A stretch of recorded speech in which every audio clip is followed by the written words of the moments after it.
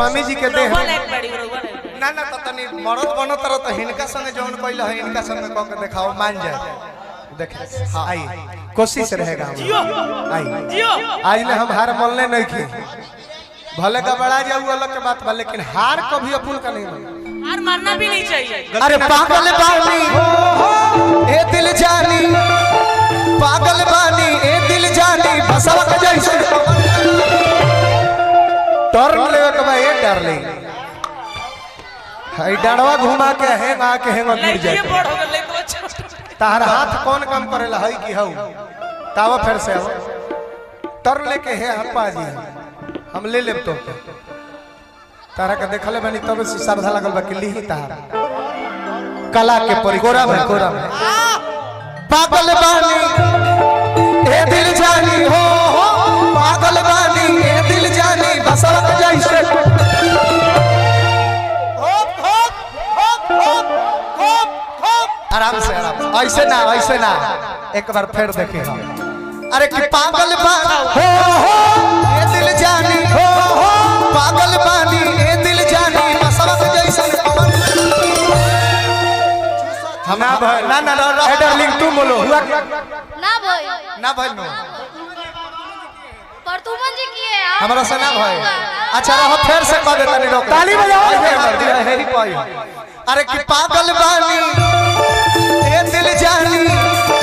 पागल बानी ए दिल जानी बसवा के जैसे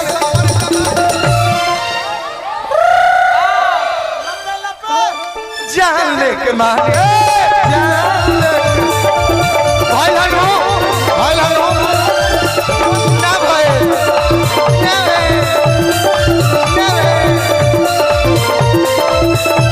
आपके प्यार में हम सवरने लगे प्यार में हम सवरने लगे इस कदर भाई का दिखाओ भाई मोहब्बत हुई टूट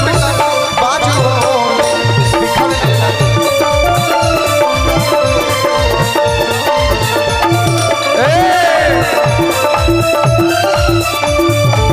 रोशन जी वो बहुत सुंदर कलाकार है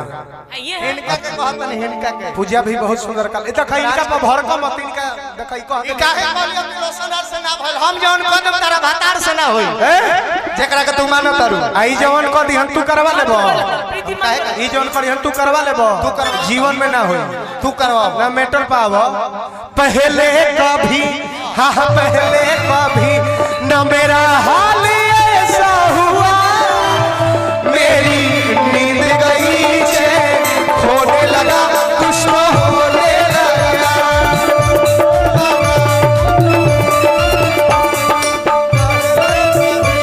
हाँ पहले ना मेरा हाल ऐसा हुआ आराम से मेरी नींद गई होने लगा कुछ तो होने लगा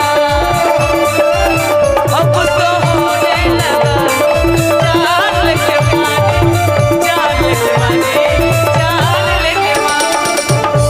अब गीत संगीत के ही जा रखल जाओ नरमुंडा भैया के चाहब के माइक्रोफोन अपने हाथ में